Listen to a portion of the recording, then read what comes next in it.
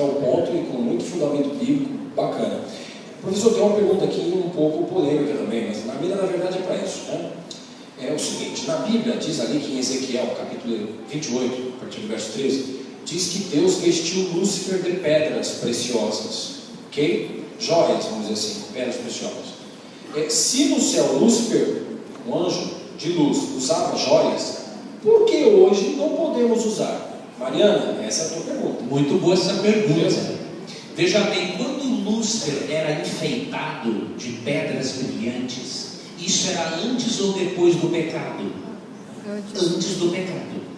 Depois, queridos, que Lúcifer se corrompeu e levou a humanidade a se corromper, Deus viu que certos enfeites poderiam alimentar mais a nossa vaidade do que a nossa espiritualidade. E aí Deus recomenda não usar por isso. Então, por exemplo, você lê Êxodo 33, 4 a 6, e Deus pede para as mulheres israelitas tirarem as joias, porque o uso de joias na cultura deles lembrava-os dos cultos aos deuses pagãos. Mas aí você diz assim: bom, mas hoje eu não adoro Deus pagão algum. Tudo bem, mas hoje no Novo Testamento a Bíblia dá outra razão para a mulher cristã se diferenciar. Deixa eu só fazer uma observação: não julgue ninguém por joia. Não é joia que vai determinar a salvação e perdição de ninguém. Tá? Não sejamos legalistas. Eu vou mostrar para você qual é o estilo de vida que Deus prefere para as suas filhas. E a pessoa, a partir do momento que vai conhecendo a Jesus, conhecendo as verdades bíblicas, ela vai se adequando. Isso no tempo dela e Deus. Nós não podemos olhar pelos brincos das pessoas. Isso é uma coisa entre... E ali São João fala que o Espírito guia a gente a toda a verdade, né? Exatamente. Então é uma coisa muito particular. Por exemplo, eu pela primeira vez que eu entrei na igreja, Jackson, você sabe, irmãos, como é que eu entrei na igreja pela primeira vez? Eu sou adventista há 16 anos.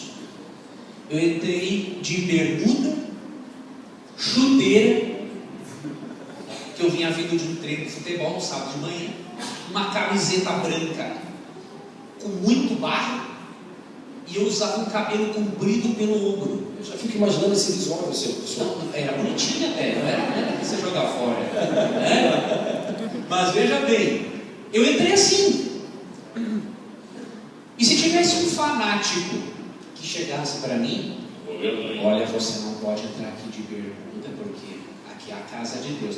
Eu estava meio revoltado com a vida na época, eu tinha dado um soco na cara dele, e eu não ia aparecer mais na igreja, e eu não estaria aqui hoje. Ainda bem que a igreja deixou. Ainda bem que o diácono, apesar de uma igreja tradicional, que me recebeu na porta, falou assim: olá, tudo bem, jovem? Você veio aqui para assistir o culto? Vim, eu me interessei por essa igreja, quero conhecer essa igreja. Você é muito bem-vindo aqui, ó. Tem um lugar para você no penúltimo banco.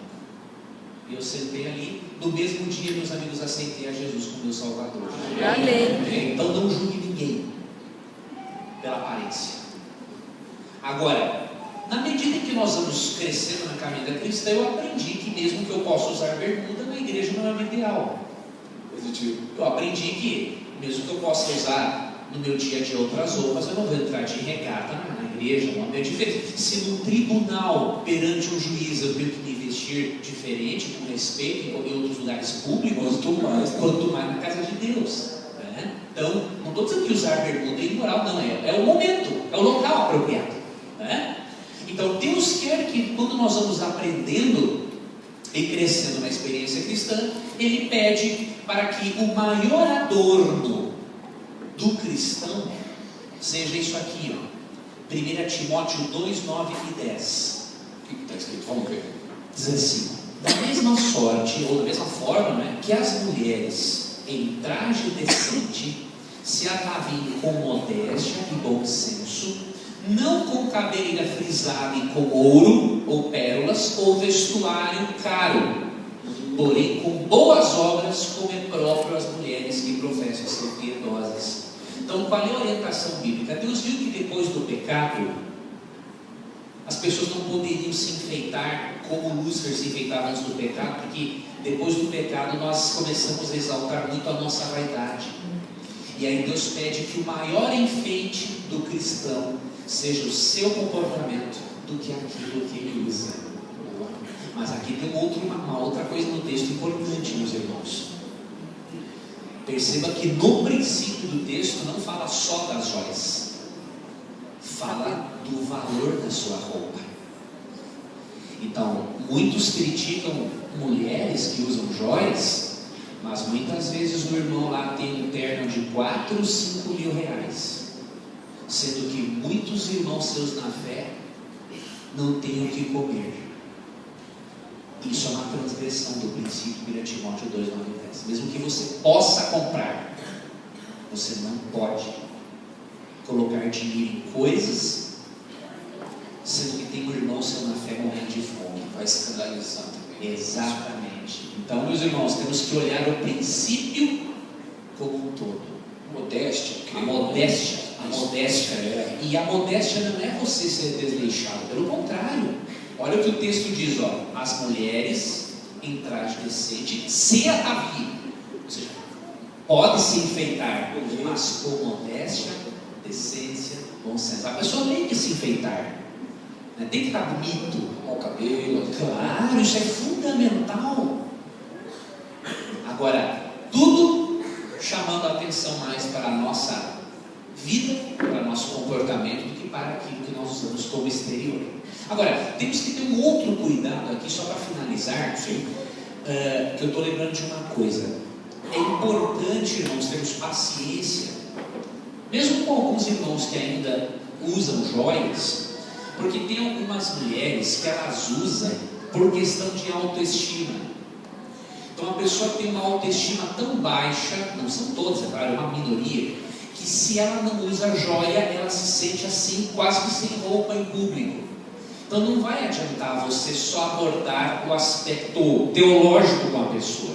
Eu recomendo que você aborde também a pessoa de uma forma psicológica, ajudando-a a se sentir bonita, importante para Deus, para as pessoas, independente das joias. Quando ela alimenta, quando ela enche o seu tanque emocional, ela está mais apta para aceitar os conceitos teológicos. Então muitas vezes não temos sucesso em nossa abordagem porque fazemos uma abordagem mais legalista. Vamos fazer uma abordagem bíblica com amor e deixar e respeitar o tempo, o limite e as limitações de cada pessoa. Aí, ó, legal, acho que foi bem ao ponto. Mariana, satisfeita? Beleza, aqui uma roupa, hein? Agora na verdade para a Mariana. A Mariana nem quer se pronunciar mais, né? Vamos lá, gente, é o seguinte, a próxima pergunta aqui, não tem o nome da pessoa, de novo, mas eu vou respeitar, a letra está muito bonita. E aí, professor, Jesus aboliu o sábado ou não após a ressurreição? Como é que é isso? Porque tantas igrejas hoje umas fazem o culto no sábado, e acho que é a minoria, e a grande maioria do mundo cristão faz o culto ou a missa no domingo. Como é que é isso, professor? É para fazer no sábado, fazer no domingo? Deus aceita as duas? Como é que é? Essa pergunta é interessante. Veja bem, queridos, nós devemos buscar e adorar a Deus todos os dias da semana. Entretanto, a Bíblia nos deixa claro que apesar de devermos adorar a Deus e buscá-lo todos os dias da semana, Deus tem um dia especial. E esse dia especial é especial por quê? Vamos ler aqui Gênesis 2, 1 a 3. Gênesis 2, de 1 a 3. Isso. Pega a Bíblia aí e confere aí, gente. Na mira da verdade. Novo tempo. A voz da esperança. Essa eu não consigo, aquela voz. Você falou bonito, rapaz. A gente se esforça. Vamos lá. Bonito. Gênesis 2, 1 a 3. Assim, pois, foram acabados os céus e a terra em todo o seu exército. O exército dos céus é lua, estrela, né? Os astros. E havendo Deus terminado no dia 7 a sua obra que fizera, descansou nesse dia de toda a sua obra que tinha feito. E abençoou Deus o dia 7º e o santificou, porque nele descansou de toda a obra que como Criador fizera. Veja, a Bíblia diz que o dia da semana que Deus abençoou e santificou foi o sábado. Por mais que os cristãos digam que devemos guardar o domingo porque Jesus ressuscitou no domingo, não é isso, queridos, o que a Bíblia diz. Vou Professor, peraí, professor, agora eu quero aproveitar. Aí não estou falando do sábado, estou falando do sétimo. Muito boa essa sua. Você fez bem. O que você acha? Como que nós sabemos que o sétimo dia aqui é o sábado? Não é verdade? Vamos para Êxodo 20:11. Opa, porque tem um visitante aí que deve estar perguntando, mas ele deu o sétimo ali, né? Sim, porque alguns fazem o sétimo dia é o domingo. Vamos ver isso aí. Vamos ler Êxodo 20:11, nos 10 mandamentos, falando do sábado. Vamos ler o verso 9 em diante.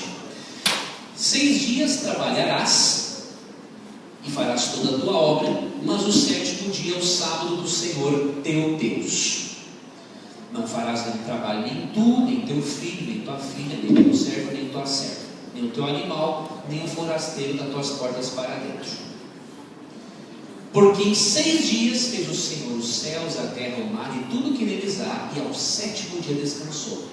Por isso o Senhor abençoou o dia de sábado e o santificou. Então tá aí, o sétimo sábado. É o sábado. Porque nos 10 mandamentos, quando fala do sétimo dia, do mandamento de guardar o sábado, ele leva o mandamento lá para a origem da criação.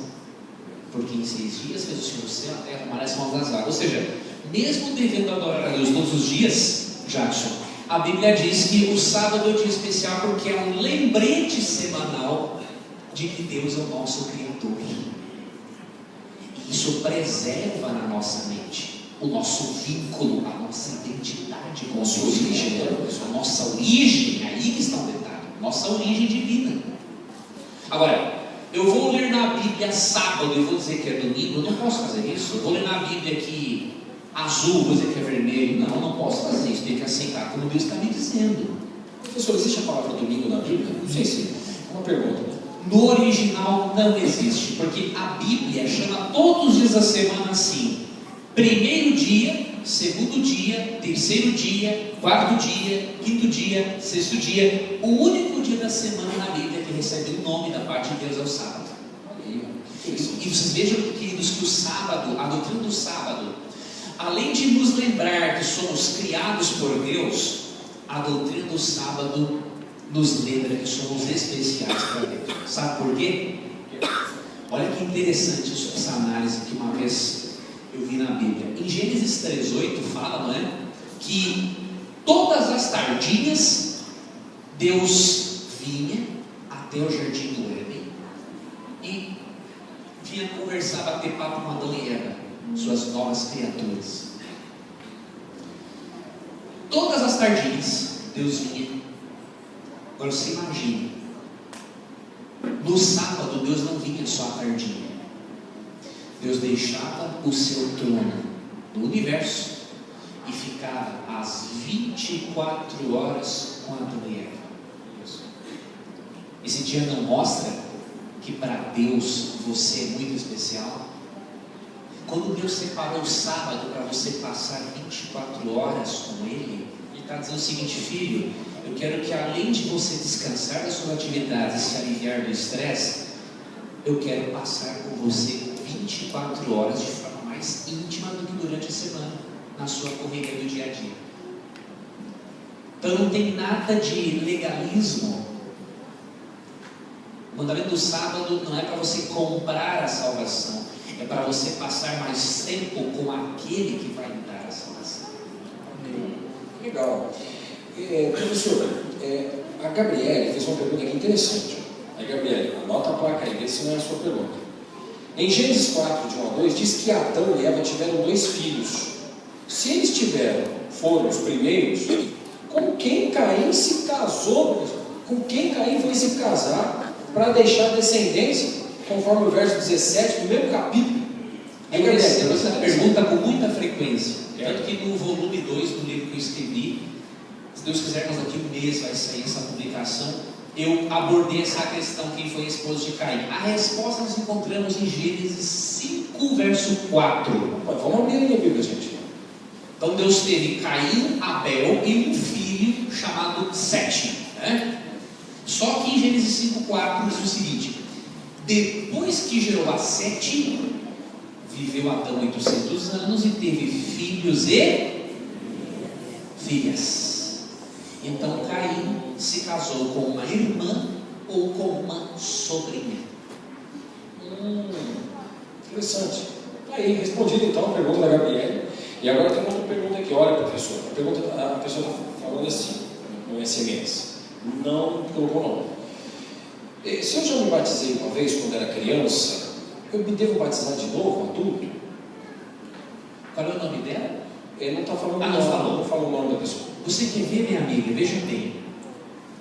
Depende do que você entende por batismo.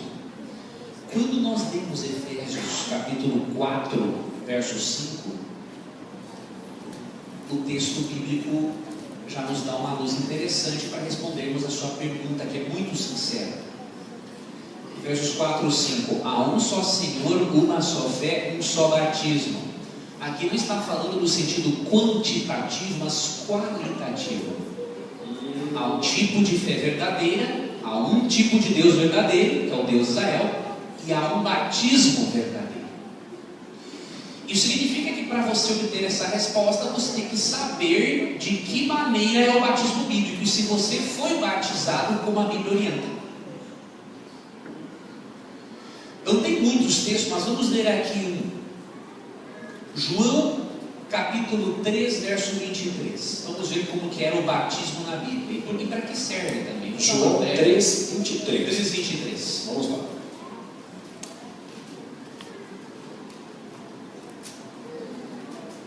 Diz assim, meus amigos. Ora, João, que era João Batista, estava também batizando em Enom, perto de Salim, porque havia ali muitas águas, e para lá concorria o povo e era batizado. Veja, João Batista batizava neste rio, perto de Salim, porque ali havia muitas águas.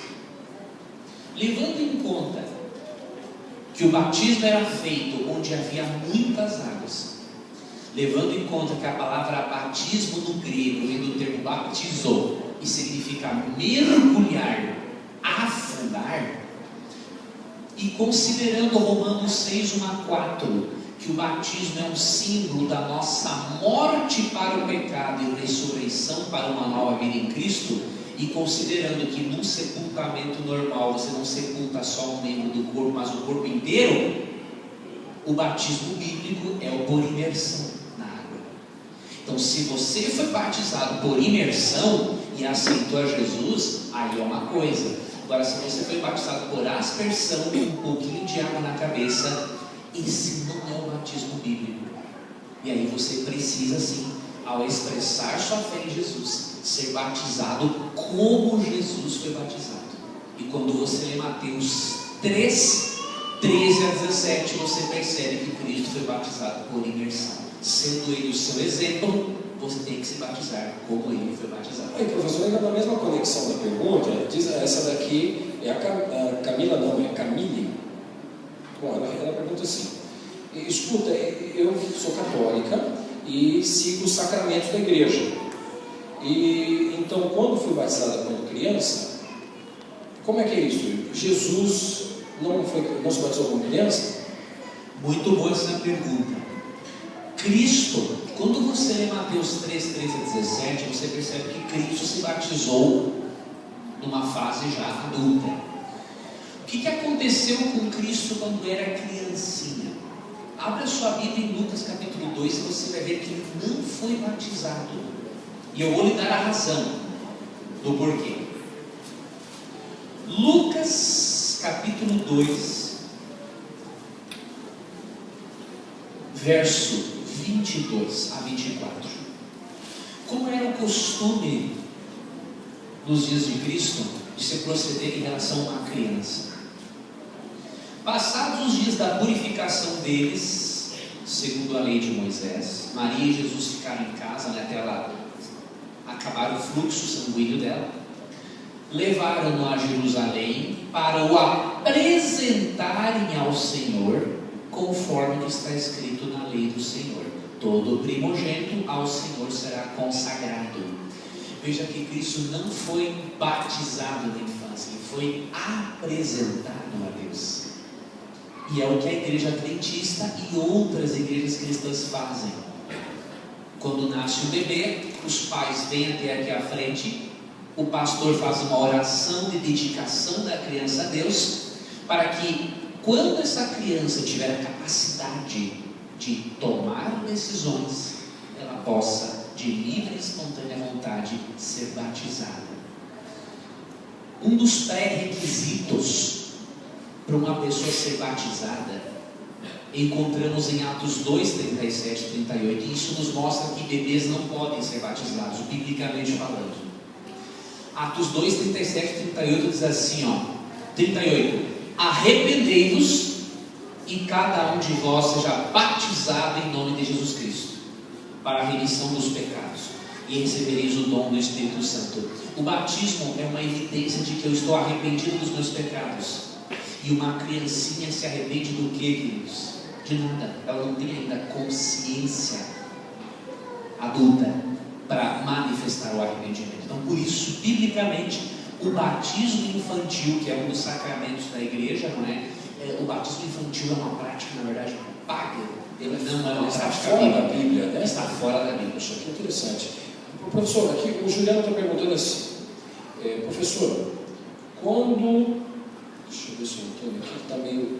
As mensagens vêm tudo cifradas aqui. Aqui, ele fala assim, eu sou batizado, quando que eu sou batizado pelo Espírito Santo?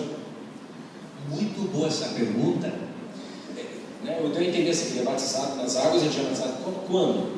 Tá? Muitos irmãos pentecostais vivem atormentados. Por quê? Porque é passado para eles que o batismo com o Espírito Santo é evidenciado pelo falar em línguas.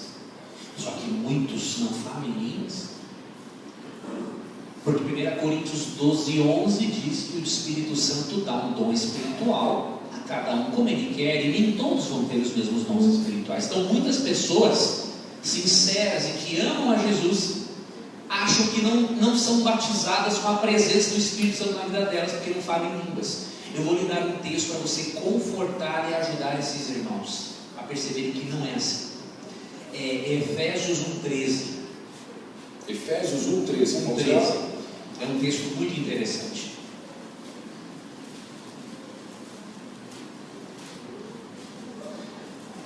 Falando de Cristo, né, no contexto, o verso 13 continua: em quem, ou seja, em Jesus Cristo, também vós, depois que ouvistes a palavra da verdade, o evangelho da vossa salvação, tendo também crido nele, fostes selados com o Santo Espírito da promessa. Aqui diz que depois que você ouve a mensagem de Jesus Cristo, o aceita como Salvador, você é selado com o Espírito Santo. Ele vem na sua vida e vai convencer o seu interior todos os dias de que você é um filho de Deus perdoado por Ele. Então você é batizado com o Espírito Santo não. A partir do momento que você crê em Jesus, o aceita como Salvador e se flavonoides, aqueles elementos químicos que dão a cor vermelha ao vinho. E há um estudo em Porto Alegre que comprovou que o puro suco da uva tem 30% mais flavonoides do que o vinho alcoólico, porque o álcool destrói os flavonoides. Então você vai trocar o puro suco da uva com 30% mais de flavonoide pelo alcoólico que está destruindo os seus neurônios e o seu fígado. Não tem desculpa, meu irmão. E agora eu vou lhe provar qual é o vinho que Deus aprova. Isaías 65:8. Isaías 65:8. E aí, com base nisso, nós vamos saber qual é o tipo de vinho que Cristo usava. Legal, vamos lá. Isaías 65:8.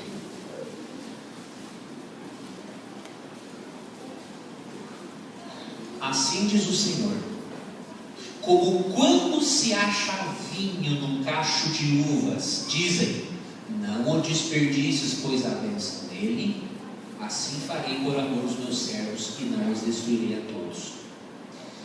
Aqui diz que há um tipo de vinho que não deve ser desperdiçado.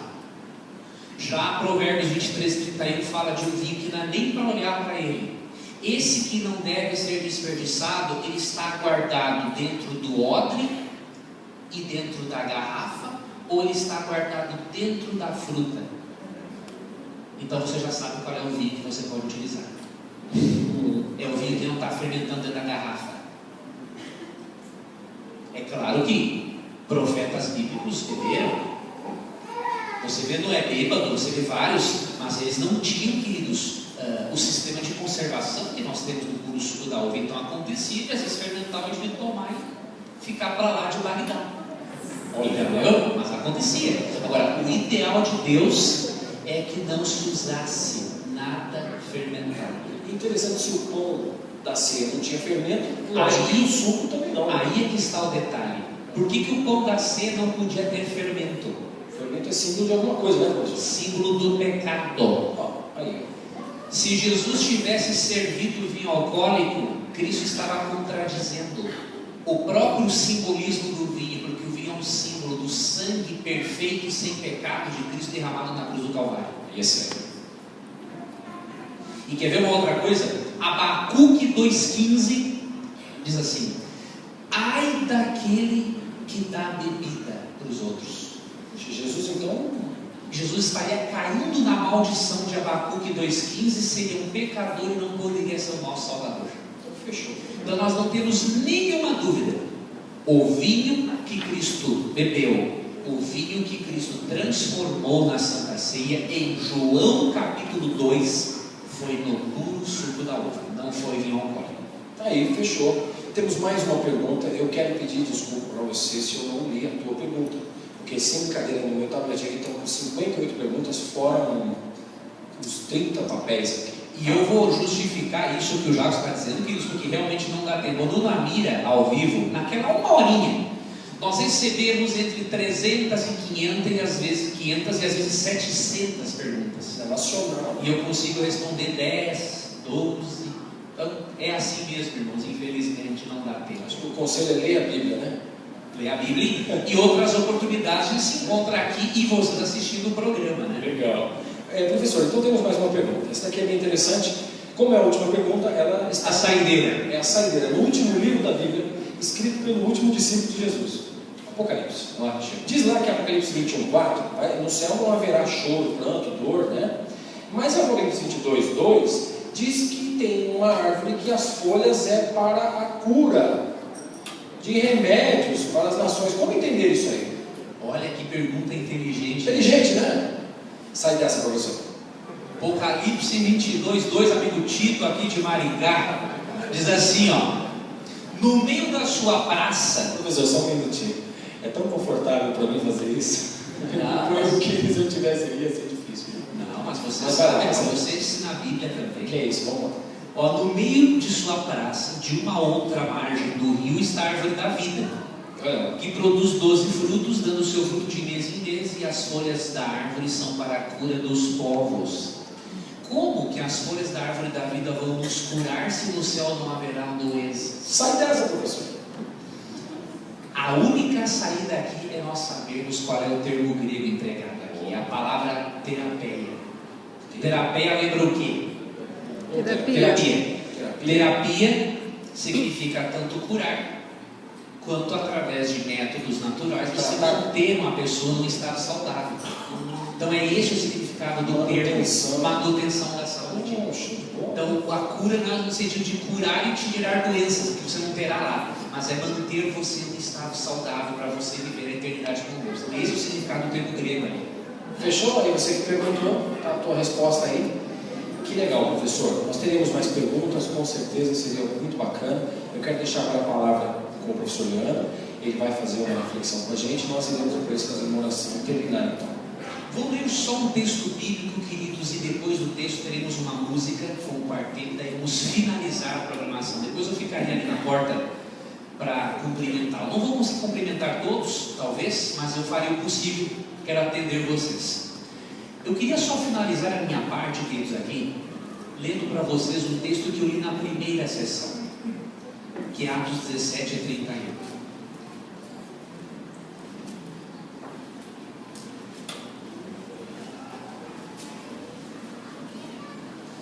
31, é 17:11.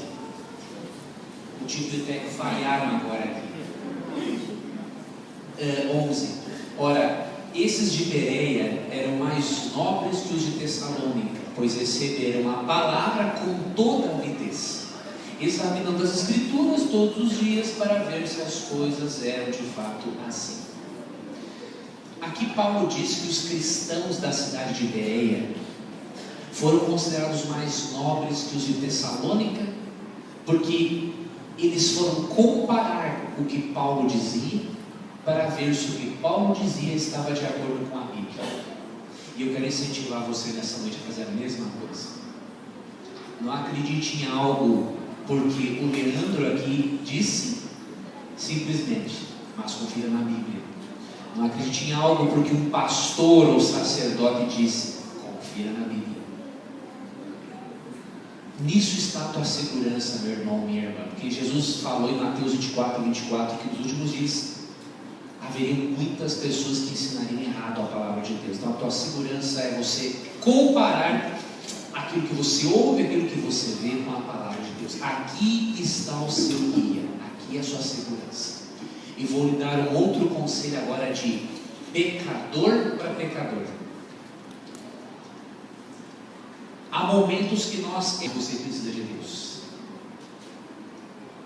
Na minha experiência, meus amigos, quanto mais eu erro, aí é que eu vou para a Bíblia mesmo, porque é unicamente nesse livro que eu vou obter a transformação que eu preciso. Então não deixe que o inimigo alimente na sua mente, nas suas ideias, que você é pecador demais para passar tempo com este livro. Não. Você e eu estamos doentes espiritualmente, e esse é o remédio. Temos que usá-lo. Mesmo com as suas quedas, com as suas falhas, permaneça ao lado de Deus. Vá a este livro, e esse livro vai completar a obra de transformação que Deus começou na sua vida. Tá bom? Que Deus dê a você uma ótima noite, uma ótima semana.